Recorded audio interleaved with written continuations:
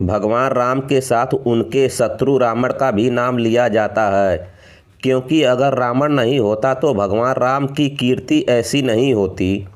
रावण के पापों का अंत करने के कारण ही राम भगवान राम बन गए। और सबसे कमाल की बात यह है कि भगवान राम और रावण में ऐसी कई बातें हैं जो आपस में मिलती हैं, जिनकी वजह से राम के साथ रावण का भी नाम लिया जाता है।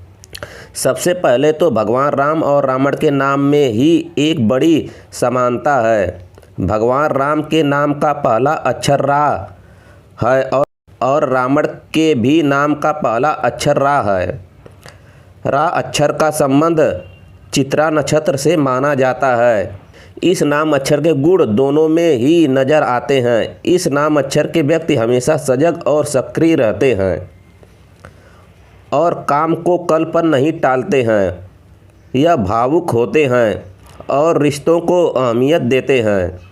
यह लाभ हानि का भी पूरा ख्याल रखते हैं और उस समय भावुकता को त्याग कर व्यवहारिकता से काम लेते हैं। रावण ने रिश्तों की अहमियत को ध्यान में रखते हुए शूर्पणखा का बदला लेने के लिए सीता का हरण किया, तो दूसरी ओर विभीषण का भी त्याग किया। यही बात राम में भी है। सीता के लिए वह रावण की लंका तबाह कर दी और अपनी मर्यादा के लिए पहले सीता का त्याग किया, फिर शत्रुघ्न को लवणासुर नामक राक्षस की नगरी का राजा बनाकर अपने से दूर कर दिया। इसके बाद अपनी बात रखने के लिए लक्ष्मण तक को मृत्यु दंड दे दिया।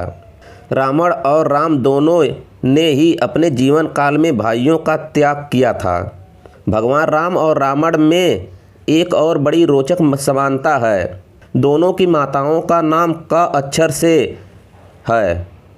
राम की माता का नाम कौशल्या है, जबकि रावण की माता का नाम कैकसी है।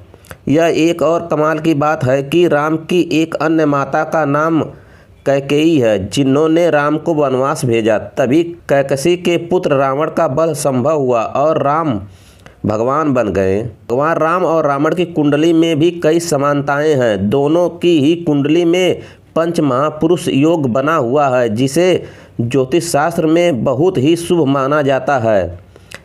ऐसे व्यक्ति अपने जीवन काल में खूब धन वैभव प्राप्त करते हैं और मृत्यु के बाद भी इनका नाम अमर रहता है।